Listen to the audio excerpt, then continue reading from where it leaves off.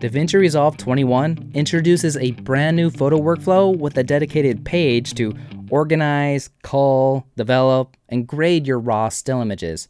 Let me show you what it can do. To start, you can click in the upper left icon of the media pool. I'll choose Import Media Folder with all of my photos. Some of these are Canon RAW CR2 files, some are Sony ARWs, there's even RAW DNG off the iPhone, and of course JPEGs work as well.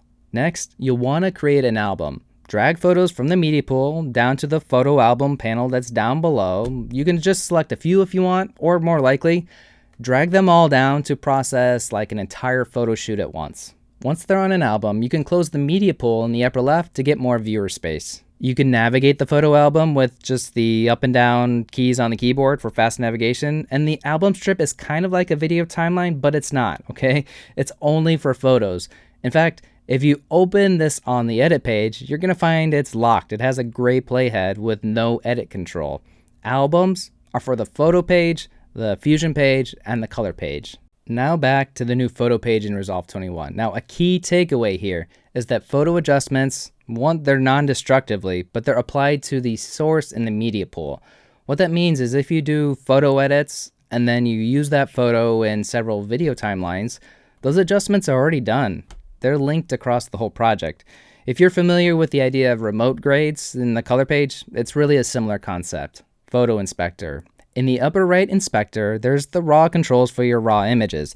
These are the initial image processing controls. This happens first. Here you can also override those default project settings for camera formats if you want to work in a different log format, for instance.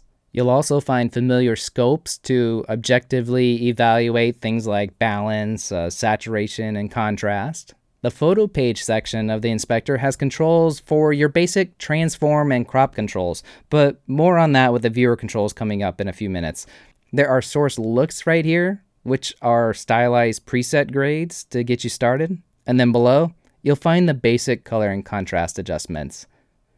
When you make an adjustment here, it's actually applied to the very first node on the color page. So if you want to jump over there and continue working, you certainly can. You can actually see temperature here on the photo page is the same temperature slider when I open the color page in the primaries.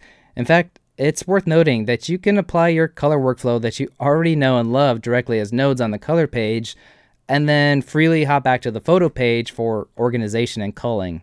Let's go back to the photo page though, because, well, it's new and fun. If you want to reset the controls, just double click the slider name and that will reset any changes that you had made. To reset all adjustments, in the upper right corner, there's a 3-dot options menu that you can remove and reset changes there as well on a larger scale. It's important to remember all photo edits you do here are completely non-destructive until you export, which is unlike a lot of manipulations you might do in Photoshop. In fact, you can even open the Fusion page to paint out a distracting stick from the snow on this photo that was with one of my dogs. Culling your photo selects. So to mark your selects, just use S for selects to tag it with a heart or a select, or you might call it a pick, or use X to tag it as a reject. And if you want to just undo that, just tap the same key again. Now you'll look on the far left side of the photo album, you can actually filter to view only the good selects. That's like a filter option over there. And obviously there's other things like star ratings and more filter options as well.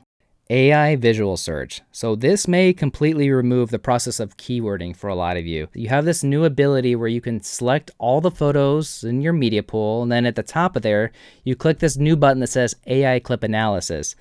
If you analyze with the new IntelliSearch, Resolve is going to index every frame of video or photo so that you can search for it later just by common language. After it's run the analysis, if I wanted to make an album with just my dogs, I could type dog into the search magnifying glass and it gives me all the results. And then I just want to select all of them, right click, and I can say new photo album using selected clips. Of course, I'll call it dogs, and you could see this could save so much time from manually keywording photos like some caveman, and it has so much enormous time savings potential as long as it recognizes things correctly, right? Effects. Now, because we never left DaVinci Resolve to do photo editing, we have all of the installed effects from DaVinci Resolve right there at our fingertips on the photo page.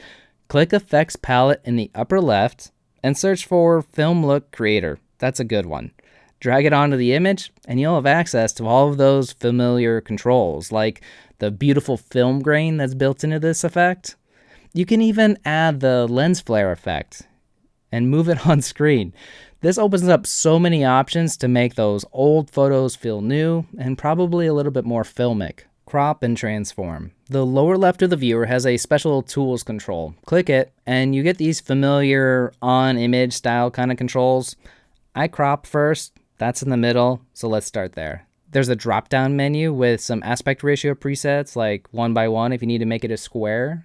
After you crop, you might want to adjust the rotation angle that's found with this center handle. Now, here's a pro tip. If you pull it out further from where it is, it will actually rotate with less sensitivity. So once you're happy with the horizon line being lined up with rotation, if you need to zoom in to fix those edges that have like black corners, you can zoom in with the scroll wheel of the mouse to fill the cropped frame boundaries. The third on-screen tool is for those effects like a lens flare. Just make sure the effect is selected in the inspector, and then you can manipulate the position directly on the image.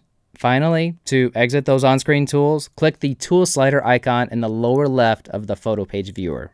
Batch export. To quickly batch export your photos and develop the RAWs, at the top you'll see a quick export option. This will have all those common still image file formats, which also will include the metadata, which as far as I know is new in Resolve in this version. So you can choose to export the entire album or just the selected images. And when you export, it's real fast because it actually uses all of the GPU power like you would expect out of a proper video editing system. My name is Chadwick. Thank you so much for watching, and because there's so much more to learn, I'll see you in the next video.